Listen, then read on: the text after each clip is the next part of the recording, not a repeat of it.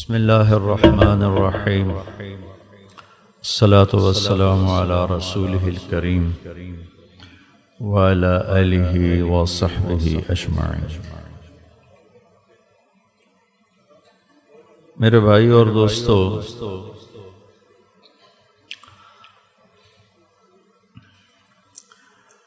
اللہ کے رسول صلی اللہ تعالی علیہ وسلم اللہ سے وہ علم لے کر آئے جو اور کسی کو نہیں ملا،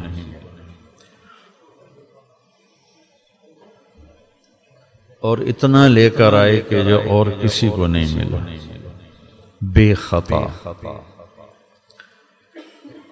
علم کی انتہا تو اللہ ہے، تو جب اللہ کو ہی دیکھ لیا تو اس کے بعد تو علم کی کوئی اور انتہا ہے نہیں۔ تمام آسمانی علوم کا خلاصہ ہے کہ اللہ کو ڈھونڈو، اللہ کو پالو، اللہ کو راضی کرو۔ اور میرے نبی ڈھونڈنا کیا تھا؟ ملاقات ہی کر کے خود جس نے امتحان میں ڈالا اسی نے خود بلایا کہ آئیے ہم سے ملاقات کیجیے۔ اور حبیب اور خلیل میں جو لفظی فرق ہے اس کے ساتھ معنی کا بھی فرق ہے۔ خلیل اسے کہتے ہیں جس کی محبت دل میں گڑ جائے، حبیب اسے کہتے ہیں جس کی محبت کی انتہا نہ ہو، ہر وقت بڑھتی جائے، ہر آنے والے پل میں جس کی محبت بڑھتی جائے اسے حبیب کہتے ہیں۔ خلیل اسے کہتے ہیں جس کو ملاقات کا بھی شوق ہو اور کچھ عطا کا بھی شوق۔ حبیب اسے کہتے ہیں جسے صرف ملاقات کا شوق ہو، اور اس کے علاوہ کوئی شوق نہ کسی عطا کا، نہ کسی مدد کا، نہ کسی ہدیے کا، نہ کسی تحفے کا، صرف وہ ملاقات چاہتا ہے، اسے حبیب کہتے ہیں۔ بڑے خوبصورت فرق ہیں، ابن کثیر رحمۃ اللہ علیہ نے ان کو بیان فرمایا ہے۔ تو آپ اللہ سے ایک علم کامل لے کر آئے جو بے خطا ہے۔ انسانی علم خطا کھاتا ہے پھر ٹھیک ہوتا ہے، پھر اس میں بھی خطا ہو جاتی ٹھیک ہو جاتا ہے۔ سارے انسانی علم ایک آیت، قُلْ هَلْ عِنْدَكُمْ مِنْ عِلْمٍ فَتُخْرِجُوهُ لَنَا إِن تَتَّبِعُونَ إِلَّا الظَّنَّ وَإِنْ أَنْتُمْ إِلَّا تَخْرُصُونَ۔ تمہارے پاس کون سا علم ہے دکھاؤ، صرف تمہارے تو اندازے ہی ہیں، گمان ہیں، ایسے ہی قیاس ہیں، بے بنیاد چیزیں ہیں، جب چاہے اللہ بدل۔ انسان کا علم ادھورا، ناقص اور خطاؤں سے بھرا ہوا۔ اللہ کا علم کامل، اس کے بعد اللہ کے نبی کا علم کامل۔ اللہ کا علم خطا سے پاک، اس کے بعد اللہ کے نبی کا علم خطا سے پاک۔ ما ينطق عن الهوى ان هو الا وحی یوحی۔ یہ اپنی مرضی کا بول بھی نہیں بولتے، ان کی زبان پہ اللہ خود بولتا ہے۔ جب اللہ خود بولتا ہو تو حق ہی حق ہے۔ عبداللہ بن عمرو بن عاص ایک صحابی ہیں رضی اللہ عنہما، کہنے لگے یا رسول اللہ میں آپ کی باتیں لکھتا ہوں، کبھی آپ غصے میں ہوتے ہیں اس وقت بھی لکھوں؟ انہوں نے غلط قیاس کیا، عام اپنے اوپر قیاس کر لیا کہ ہمیں جب غصہ آتا ہے تو ہم سچ کو جھوٹ بنا دیتے ہیں، جھوٹ کو سچ بناتے ہیں، غلط کو صحیح کر دیتے ہیں، صحیح کو غلط کر دیتے ہیں، الزام، تہمتیں، بہتان، سب کچھ ہم کرتے ہیں جب ہمیں غصہ چڑھتا ہے۔ تو ان کو قیاس کرنے میں غلطی ہو گئی، تو انہوں نے پوچھ لیا، اللہ ان کا بھلا کرے، یا رسول اللہ آپ کبھی غصے میں ہوتے ہیں تو پھر بھی لکھ لیا کرو۔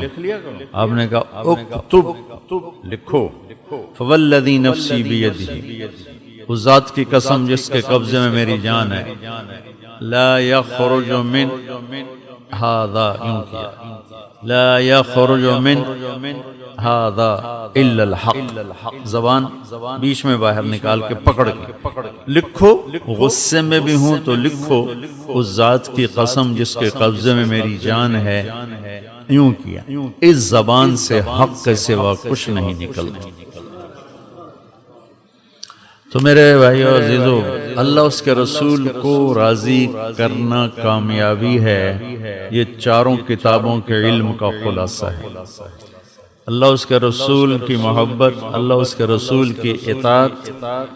جب موت آئے اللہ راضی ہو تو موت سے خوبصورت کوئی پیغام نہیں، موت آئے اور اللہ ناراض ہو تو موت سے خوفناک کوئی پیغام کوئی نہیں۔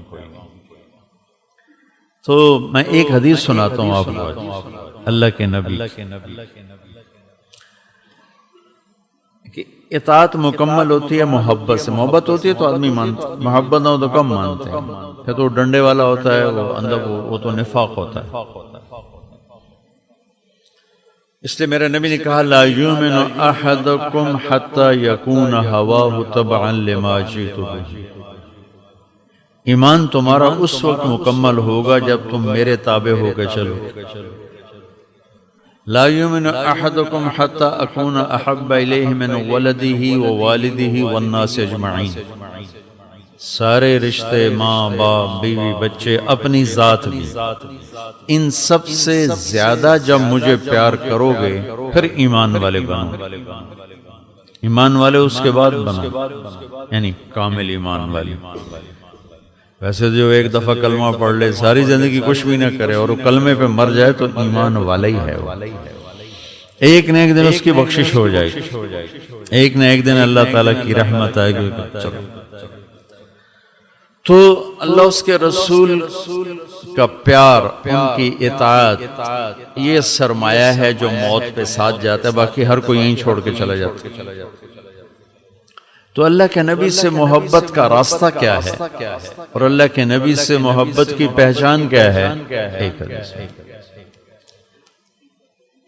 آپ وضو فرما رہے تھے اور صحابہ آپ کے وضو کا پانی گرنے نہیں دے رہے، نیچے سے لے رہے، کوئی منہ پہ ملنے، کوئی پی رہا ہے، کوئی سینے پہ مل رہا ہے، کوئی ایسے ہاتھوں پہ مل رہا ہے، پانی نیچے نہیں، ایسے وہ جھگڑا ہو رہا ہے۔ آپ نے فرمایا ما یحملکم علی ھذا، یہ تم کیوں کر رہے ہو، ایسا کیوں کر رہے ہو؟ آپ نے تو قیامت تک سبق دینا تھا، اس لیے سوال اٹھایا، ورنہ چوپ ہی رہتے۔ کیوں کر رہے ہو؟ کہا جی حبا للہ ولرسول، ہمیں اللہ اس کے رسول سے محبت ہے، اس محبت کی وجہ سے کر رہے ہیں۔ تو آپ نے فرمایا من سرہ ان یحب اللہ ورسولہ ویحبہ اللہ ورسولہ۔ آپ نے فرمایا پھر صرف وضو کا پانی لینے سے عشق نہیں ہوتا، محبت نہیں ہوتی، کچھ کرنا پڑے گا تب جا کے محبت کا دعویٰ سچا ہوگا۔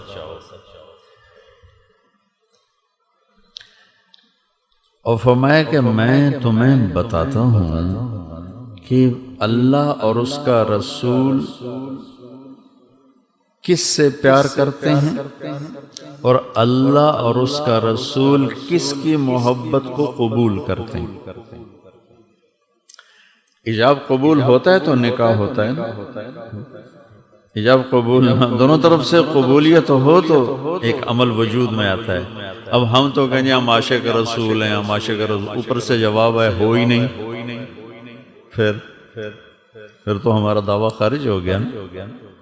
تو میں قربان جاؤں، میرے نبی نے قیامت تک زیادہ نہیں، صرف 3 باتیں بتائیں، صرف 3 باتیں، لیکن وہ پہاڑ اٹھانا آسان ہے اور 3 باتوں کو کرنا ذرا پسینے والا کام مشکل ہے۔ آپ نے فرمایا کہ دیکھو چند نشانیاں ہیں جو اللہ اور اس کے رسول سے پیار کرنے کی علامت ہیں، چند عمل ہیں، چند اعمال ہیں جو اللہ اور اس کے رسول سے پیار کرنے کی نشانی بنتے ہیں، علامت بنتے ہیں، دلیل بنتے ہیں، اور اللہ اس کا رسول بھی ان سے پیار پھر کرتا ہے، جان بین سے ہو جاتا ہے، ایجاب قبول دونوں طرف سے ہو گئے کہ میں کہتا ہوں یا اللہ مجھے تجھ سے تیرے حبیب سے پیار ہے، تو آگے سے اللہ کا نبی فرماتے ہیں ہاں قبول ہے، اور ہمیں بھی تم سے پیار ہے اور اللہ کو بھی تم سے پیار ہے، تو تب جا کر یہ مکمل ہوگا عمل اور یہ دعویٰ مکمل ہوگا کہ ہاں مجھے اللہ رسول سے پیار ہے۔ میری بات سمجھ میں؟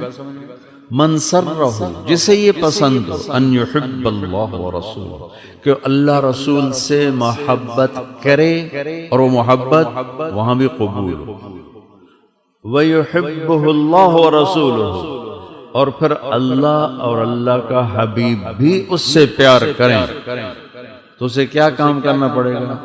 چھوٹے چھوٹے 3 کام، 100 نہیں بتائے، 50 نہیں بتائے، تبلیغ والے بھی 6 تو بتاتے ہیں، 6 بھی نہیں بتائے، 3 بتائے صرف۔ کیا کہا؟ فَلْيَصْدِقِ الْحَدِيثَ إِذَا حَدَّثَ، جھوٹ بولنا چھوڑ دے، صرف سچ بول۔ اب تم کراچی سے گلگت تک جاؤ، کوئی سچیل دے کر آؤ کہ مجھے سچ بولنے والا دکھاؤ، مایوسی ہے۔ یہ مدرسے پڑھنے والے طالب علم یہ جھوٹ بول کے چھٹی لے کے گھر چلے جاتے، حالانکہ سارا دن دین پڑھتے ہیں، تو باقیوں کا بازار میں بیٹھنے والا جھوٹ نہیں بولے تو کو کیا، میں 10 مدرسے پڑھاتا ہوں، جھوٹ بول کے چھٹی لے کے چلے جاتے۔ تو جھوٹ کی سیاہی ایسے دلوں پہ چھا گئی ہے کہ اس میں دیندار، دنیا دار سبھی ایک ہی ہو، کوئی سچ بولنے والا ہے ہی کوئی۔ اور میرے نبی کے پیار کی پہلی نشانی اور اللہ اور اللہ کے حبیب کے بندے سے پیار کی پہلی نشانی ہے وہ سچ بولتا ہے۔ فَلْيَصْدِقِ الْحَدِيثَ إِذَا حَدَّثَ، جھوٹ نہیں بولے، سچ بولے۔ میرے نبی کا فرمان ہے الصدق ينجي والكذب يهلك، سچ نجات دیتا ہے، جھوٹ ہلاک کرتا ہے۔ فَنَجْعَلْ لَعْنَةَ اللَّهِ عَلَى الْكَاذِبِينَ، جھوٹ بولنے والوں پر اللہ کی لعنت برستی۔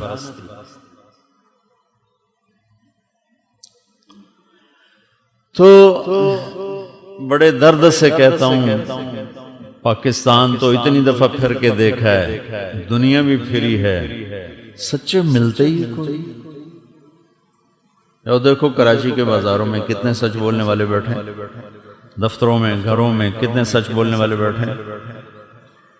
تو اندھیری رات نظر آئی، نمازیں مل جائیں گے 100 میں 15-20، اور سرحد کی طرف تو 60-70 بھی 100 میں ہیں، بعض علاقوں میں 100 کے 100 نمازی ہیں، 100% روزہ رکھنے والے ہیں۔ سچ بولنے والا 1,00,000 میں بھی ایک نہیں ملے گا، 1,00,000 میں بھی ایک نہیں ملے گا۔ تو میرے نبی کا فرمان ہے فَلْيَصْدِقِ الْحَدِيثَ إِذَا حَدَّثَ، سچ بول۔ ایک اور بتاؤں، جب اللہ تعالیٰ جنت میں جنت والوں کو بٹھا دے گا تو اللہ تعالیٰ پوچھے گا هل رضیتم، اب خوش ہو؟ کہیں گے ما لنا لا نرضى وقد اعطیتنا ما لم تعط احدا من خلق، یا اللہ تو نے وہ دے دیا جو کبھی کسی کو دیا ہی نہیں۔ تو اللہ کہیں گے، یہ اللہ خود نہیں بول رہے ہوں گے، ایک فرشتہ اعلان کر رہا ہے، تو وہ اللہ کی طرف سے اعلان ہوگا کہ کیا اللہ کے وعدے پورے ہو گئے؟ کہیں گے جی ہاں ہو گئے پورے۔ اللہ سے ملاقات کے لیے آئے بیٹھے ہیں اور اللہ نے بھلایا ہوا تھا کہ چیز اچانک ملے تو زیادہ اچھا لگتا ہے، بھولے بیٹھے، تو وہ کہیں گے اللہ نے جو وعدے کیے پورے ہو گئے؟ کہیں ہاں سارے پورے ہو گئے۔ وہ کہے گا فرشتہ نہیں، ایک وعدہ باقی ہے جو پورا ہونے جا رہا ہے۔ پھر وہ کہیں گے وہ کون سا وعدہ ہے؟ جنت مل گئی، جہنم سے بچ گئے، چہرے روشن ہو گئے، عذاب سے بچ گئے، پکڑ سے بچ گئے۔ الم یبید وجوہنا، وَيُثَقِّلْ مَوَازِينَنَا وَيُزَحْزِحْنَا عَنِ النَّارِ وَيُدْخِلْنَا الْجَنَّةَ وَيُبَيِّضْ وُجُوهَنَا. اور کیا وعدہ پورا ہونا ہے؟ جنت مل گئی، چہرے روشن، جہنم سے بچ گئے، نیکیاں بڑھ گئیں. اب اللہ کی آواز آئی، یا رضوان ارفع الحجب بینی و بین عبادی و زواری. رضوان جنت کا جی ایم، جنت کا جی ایم، آج کا ترجمہ، آج کی زبان میں ترجمہ. تو جنت کا جی ایم، جنرل مینیجر، یا رضوان ارفع الحجب بینی و بین عبادی و زواری. رضوان میرے اور میرے بندوں کے درمیان سے پردے اٹھا دے. وجوہ یومئذ ناظرہ، آج دیکھیں اپنے رب کو، الی ربہا ناظرہ، آج اپنے رب کا دیدار کریں. انسان کی تکمیل جنت میں جا کے بھی نہیں ہوگی، خلا رہے، ادھورا پن رہے. جنت جیسی نعمت کو لے کر کچھ کسک محسوس کرے. جب اللہ سامنے آئے گا، آج مکمل ہو گیا، سارے خلا پر ہو گئے، سارے کونے بھر گئے، اور اس کی ہر شے مکمل ہو گئی. اس خوبصورت مجلس میں جو اللہ جس ٹائٹل سے پکارے گا، اس میں انبیاء بھی ہیں، شہداء بھی ہیں، صدیقین بھی ہیں، علماء بھی ہیں، صوفیاء بھی ہیں، مبلغین بھی ہیں، مجاہدین بھی ہیں، صالحین بھی ہیں، تہجد گزار بھی ہیں، روزے والے بھی ہیں، حج عمرے والے بھی ہیں، کتابیں لکھنے خیر کا لکھنے والے بھی ہیں، امام بخاری جیسے بھی ہیں جنہوں نے بخاری جیسی کتاب لکھ لی. ٹھیک ہے، لیکن اللہ کس ٹائٹل سے پکارے کہ مرحبا میرے نمازی بندے، مرحبا میرے مجاہد بندے، مرحبا میرے مبلغ بندے، مرحبا بالصادقین، مرحبا میرے سچے بندے. اللہ اپنے سچے بندوں کو خوش آمدید کہتا ہے. سچائی اتنی بڑی دولت ہے، اور میرے دیس میں سچے ہیں کوئی؟ جھوٹوں سے بھرا دیس. مانچسٹر ہماری جماعت تھی، میں بیان کرنے جا رہا تھا. جس گاڑی میں بیٹھا اس کا تعارف کیا تو وہ لاہور کے تھے. میں نے کہا کیا کرتے ہو؟ کہا میں وکیل ہوں. میں نے کہا یہاں بھی عدالتوں میں کوئی جھوٹے مقدمے، جھوٹے پرچے آتے ہیں کہ نہیں؟ یہاں کسی کو پتہ ہی نہیں کہ کسی پر جھوٹا دعویٰ بھی کیا جاتا ہے. جو بھی دعوے ہوتے ہیں جینوئن ہوتے ہیں، سچے ہوتے ہیں، صحیح ہوتے ہیں. یہ پاکستان ہے جس میں سچے مقدمے تھوڑے اور جھوٹے زیادہ ہیں. ملک تو بجلی کی کمی سے نہیں ڈوبے گا، جھوٹ کی وجہ سے ڈوبے گا، اور اسباب کے پورا ہونے سے یہ نہیں بچے گا، یہ سچائی پر بچے گا.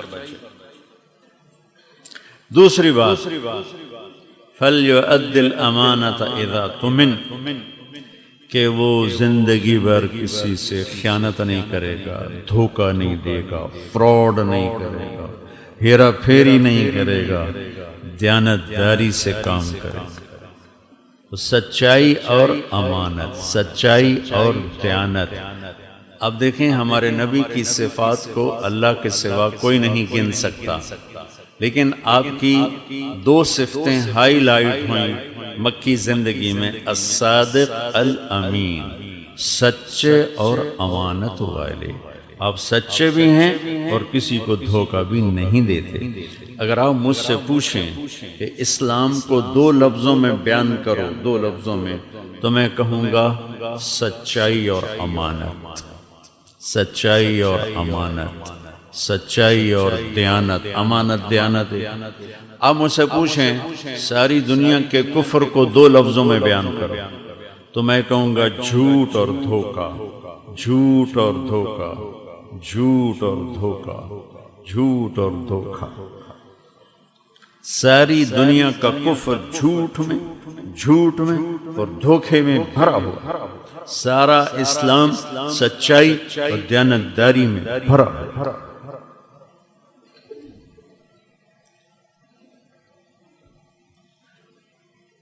میرے نبی کو پانی، ٹھیک ہے بیٹھ جاؤ. میرے نبی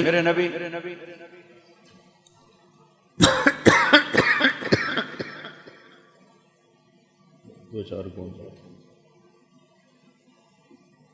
بس.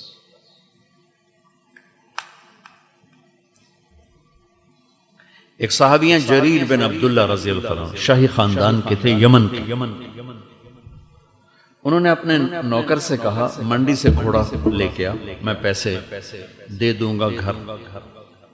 وہ ایک آدمی سے گھوڑا 300 روپے میں، 300 درہم میں خرید کے اور لے آیا. مالک کو بھی گھوڑے کو بھی کہا جی 300 میں سودا ہوا ہے، آپ ان کو پیمنٹ کر دیں.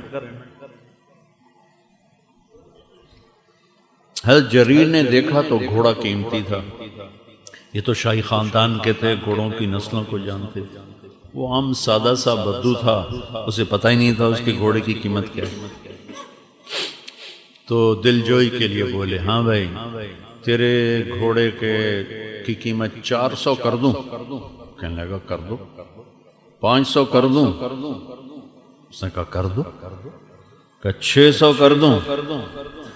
تو تھوڑا تھوڑا پریشان ہونے لگا. خریدار بھی کبھی قیمت بڑھاتا.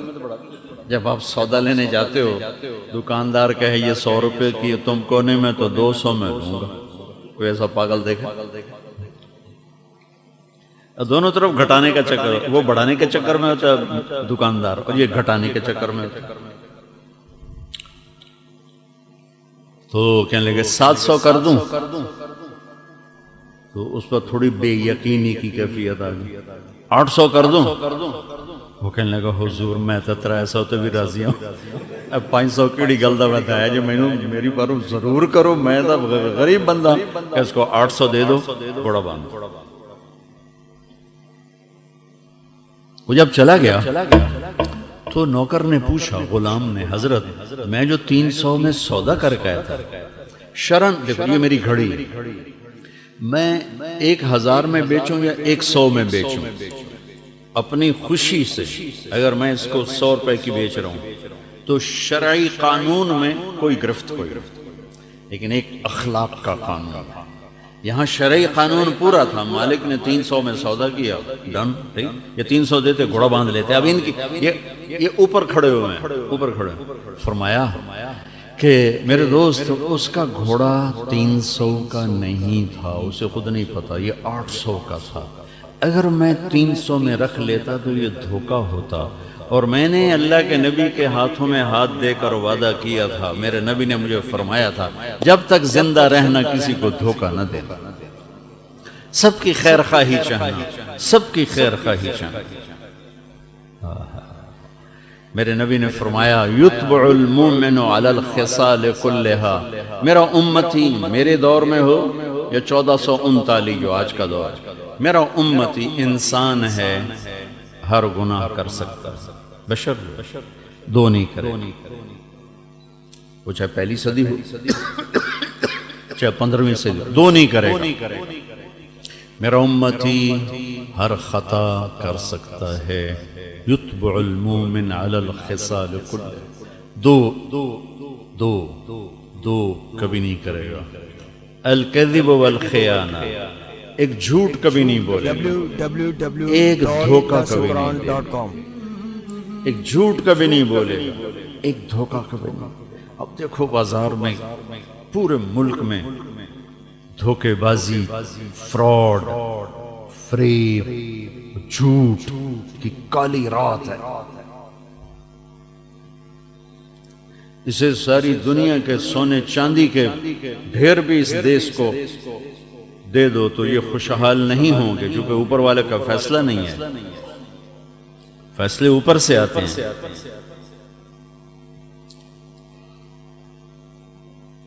اور جس قوم میں جھوٹ اور دھوکہ ہوگا وہ ہمیشہ ذلیل ہوگی، چاہے مسلمان ہو چاہے غیر مسلم.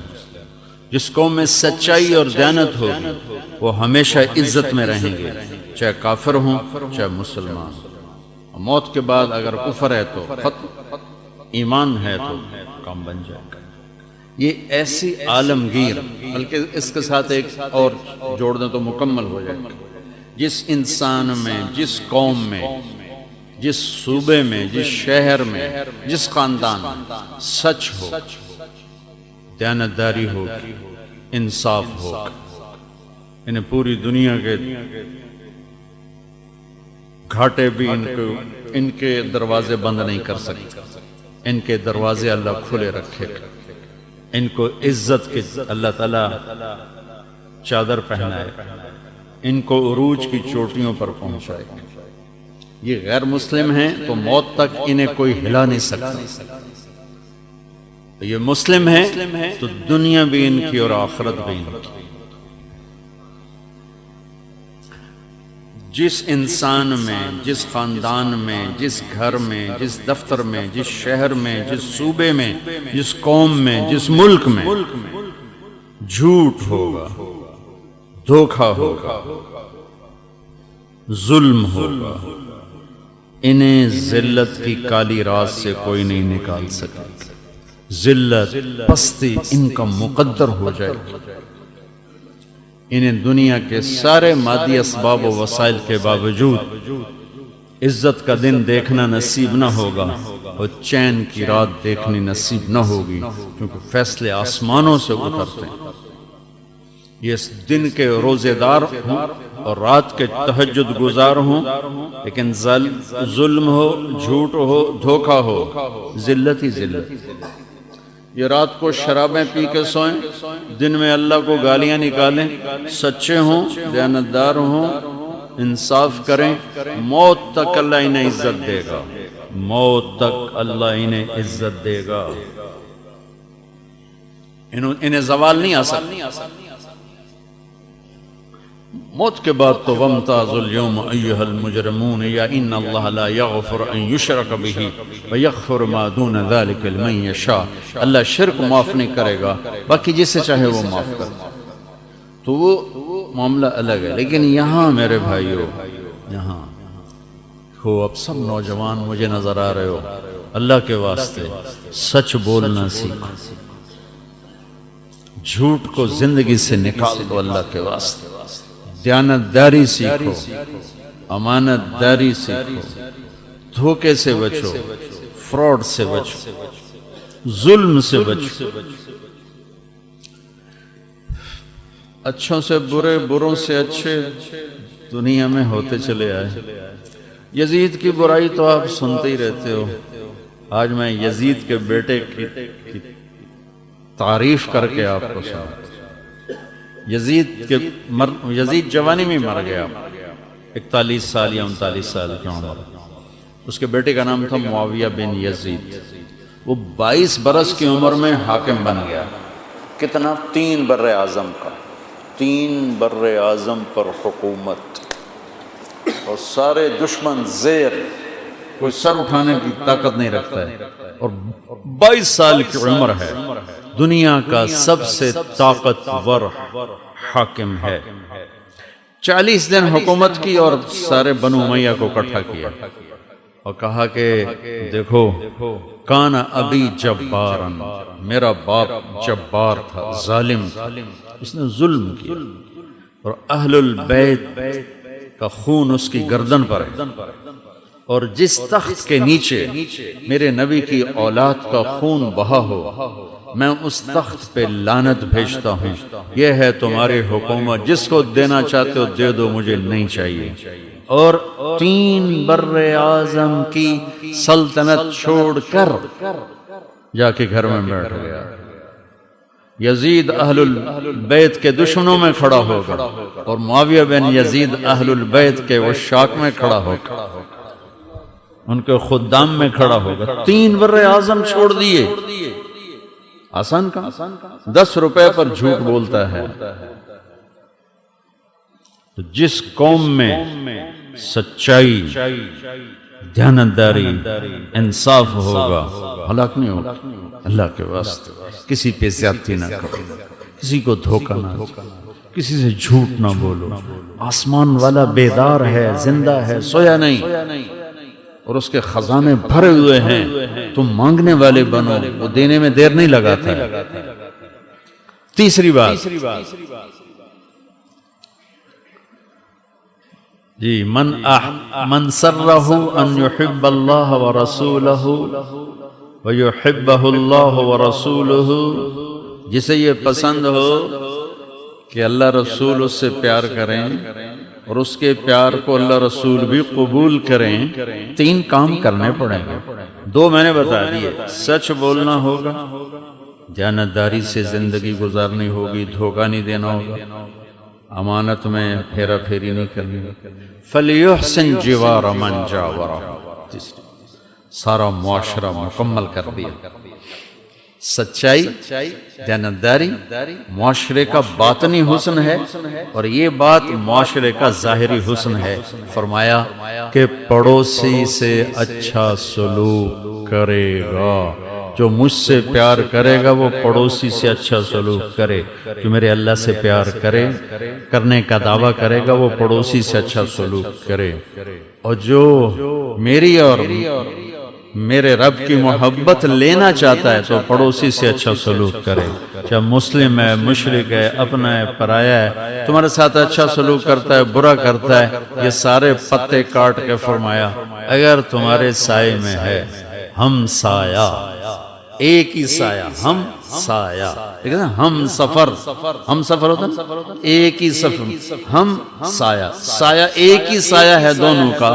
کیا خوبصورت لفظ کسی نے بنایا پڑوسی کے لیے کہ جن کا تو سایہ بھی ایک ہی ہے۔ تو میرے نبی نے فرمایا تم نے ساری نسبتیں توڑ کر صرف یہ دیکھنا ہے پڑوسی ہے اچھا سلوک۔ عبداللہ بن عمر رضی اللہ عنہ کے گھر مہینے میں 1 دن گوشت پکتا، 1 مہینے، جس دن تو ان کا ایک پڑوسی تھا یہودی، جس دن گوشت پکتا فرماتے بھائی وہ ہمارے پڑوسی کو بھیجا کہ نہیں بھیجا، یہودی، تم سگے بھائی سے سلام نہیں کرتے۔ عدالتوں میں جا کے دیکھو بھائیوں کے کتنے کیس چل رہے ہیں، چھوٹی چھوٹی باتوں پہ کتنی لڑائیاں چل رہی ہیں، بہن بھائی ٹوٹے پڑے ہیں، اولاد ماں باپ ٹوٹے پڑے ہیں، رشتے ناطے خشک پتوں کی طرح بکھر چکے ہیں۔